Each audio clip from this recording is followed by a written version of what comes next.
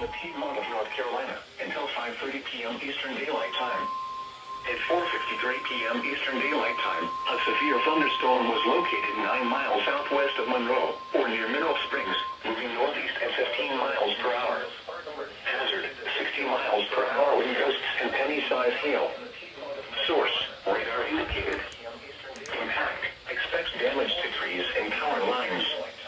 Locations impacted include Monroe, west of Monroe Chapel near Mineral Springs, Mineral Springs, Jars, Trinity, Indian Trail, and Marvin. For your protection, move to an interior room on the lowest floor of a building.